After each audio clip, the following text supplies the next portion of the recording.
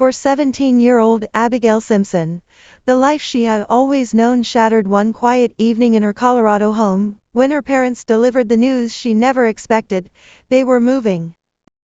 Her father, Cole, a senior employee at a corporate firm, was being transferred to a remote town called Moonbrooke, Maryland, and the family had no choice but to follow. Abigail was devastated and furious. This house was the only home she had ever known, stitched together with years of warm memories, and most of all, it was the last place she had seen her older brother Mason, who had disappeared years before. She clung to the quiet, fragile hope that he might one day return, and moving felt like abandoning that hope entirely. When she raised her voice in protest, her father's patience snapped. He shouted that they would leave at dawn, whether she came willingly or not, and sent her to her room. Alone that night, Abigail held an old wooden photograph frame. Inside, 12-year-old Mason slung an arm over her younger self, both of them grinning wide and bright at the camera. Tears she had not realized she was holding back slipped down her cheeks and spotted the glass. Exhausted by grief and anger, she fell asleep fully clothed, sinking into a heavy, dreamless slumber.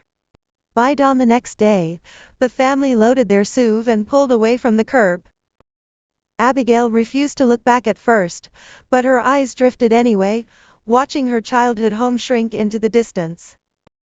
She whispered Mason's name under her breath, her chest tight with ache.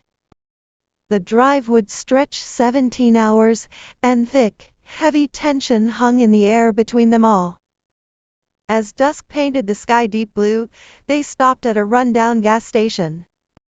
Still bitter about the move, Abigail snapped at her father when he locked the car doors to keep her from going inside alone. The cold night air bit at her skin when she stepped out, and for a split second, she noticed a group of ragged men by the store entrance staring oddly, their eyes glinting unnaturally in the dim light before they turned away. Before she could dwell on it, her father walked beside her, his arm tight and gentle around her shoulders, and apologized for raising his voice the night before. Relenting, Abigail apologized too, and the sharp edge between them softened. Back on the highway, they passed the weathered wooden welcome sign for Moonbrooke, where all are welcomed. Tall, dense trees lined the dark road, their branches weaving overhead to cast long, shifting shadows in the moonlight. That was when Abigail saw it, a massive wolf, with silver fur that glistened in the dark, running alongside the car at full speed. Its bright blue eyes locked directly on hers. She tapped her mother's shoulder frantically, but when Diana turned to look, the wolf was gone. Both parents dismissed it as jet lag and exhaustion from the long drive. But Abigail could not shake the image, nor the low, echoing howl that drifted through the trees minutes later. They arrived at their new 2-story house late that night. The air smelled of old pine and damp earth. And though her bedroom was bigger than the one back home, Abigail could not shake the heavy, unsettling feeling that someone, or something, was watching them from the surrounding woods. Too tired to unpack, she fell into bed almost instantly. She was woken early the next morning by the sound of breaking glass downstairs. Rushing down half-dressed, she found her mother kneeling over the shards of a favorite family plate, her father sweeping up the fragments beside her. The moment of chaos softened into quiet joy, however, when her parents shared surprising news: Diana was pregnant. Abigail's frustration melted away completely. She had always wanted a sibling. And for the first time since the move, she felt genuine, light happiness. The joy faded quickly when Cole added that she would start at her new high school, Crystal High, the very next day. Frustrated by the lack of time to adjust, Abigail complained. But her parents insisted it was for the best. On her first day, the red brick school building loomed ahead of her, its slogan "Home to the Wolves" carved into stone above the entrance. As she stood by the car, her gaze drifted to a second-floor window, and locked eyes with a boy with warm brown eyes staring down at her. A strange, electric jolt ran down her spine. The moment was broken by her father calling her over, and when she looked back, the boy was gone. Inside the office, the secretary Vivian greeted her with an unnervingly wide smile. Before anyone had mentioned the pregnancy, Vivian congratulated Diana on her baby, laughing it off as a lucky guess, though Abigail noticed she had flared her nostrils, as if sniffing the air moments before. While her parents filled out paperwork, Abigail was introduced to Dylan Goldberg, a student assistant with bright blue eyes and faint freckles across his nose. Something about his eyes felt hauntingly familiar, reminding her of the wolf she had seen on the road. Dylan walked her to class, and along the way, every student they passed turned to stare. Many tilted their heads slightly, nostrils flaring as if catching a scent on the air. Abigail felt like prey under all those quiet, watchful gazes. In biology class, she sat next to a friendly girl named Samantha, who had also moved to town recently. Between classes, she accidentally bumped into a sharp-tongued girl named Courtney, who tried to intimidate her. Abigail shot back with dry, steady sarcasm and walked away, earning herself a handful of surprised looks from the watching students.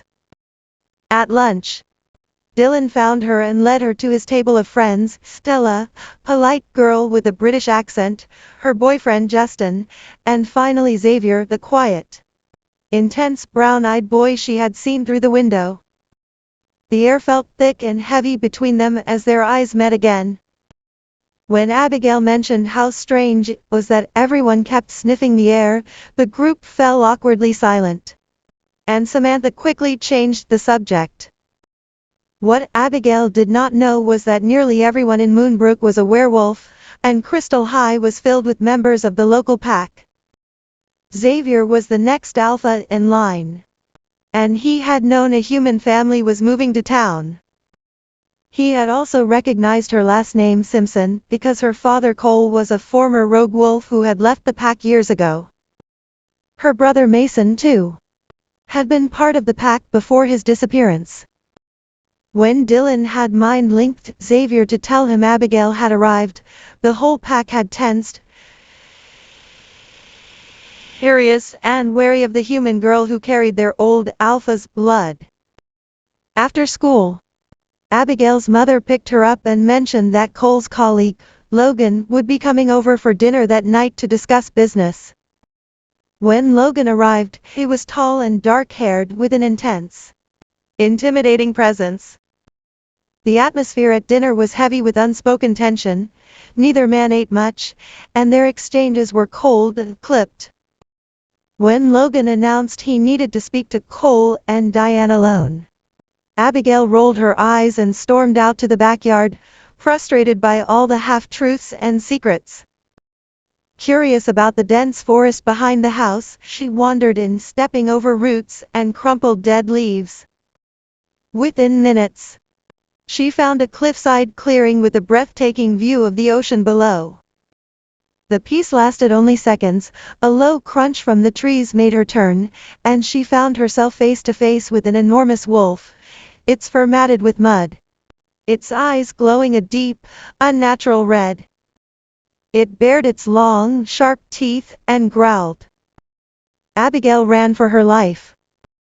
The wolf chased her through the trees, its hot breath on her heels. She tripped over a half-buried rock, twisting her ankle badly and scraping her hands raw on the rough ground. Crying and breathless, she limped as fast as she could, and finally broke through the tree line into her backyard. She stumbled inside the house and slammed the door behind her, shaking uncontrollably. Her parents and Logan stared in shock at her bloodied, bruised state. When she gasped out that a wolf had attacked her, Logan immediately threw the door open and ran outside. Diana fussed over Abigail's injuries, while Cole's face hardened with cold rage. When Logan returned, he marched straight to Cole, grabbed him by the collar, and slammed him into the wall. He shouted accusations, calling Cole a rogue, claiming he had lured Abigail into the woods as a distraction while his rogue allies attacked pack territory. Cole roared back that he had left that life behind, and would never put his daughter in danger. As the two men traded blows, Abigail's vision blurred. Her ankle throbbed, her head spun, and the last thing she heard was her mother screaming before she collapsed onto the floor and blacked out. When Abigail woke up the next morning, she was in her bed, her ankle bandaged, her head throbbing. Her mother brought her painkillers and insisted the wolf attack had just been a vivid nightmare, that she had fallen down the porch steps, and Logan and Cole had only argued about work. But Abigail knew what she had seen. When she went downstairs, she found her father on the couch, his face bruised and swollen, his knuckles split and raw. When she begged him to tell her the truth, he was quiet for a long time. At last, he spoke only one word, soon. As Abigail stood there, staring at her father's guilty, heavy expression, she realized that Moonbrooke held far more than a new house and a new school. It held secrets, secrets about the town, about the wolves in the woods, and most of all, about her own family. The unwanted new beginning had only just started, and nothing would ever be the same again.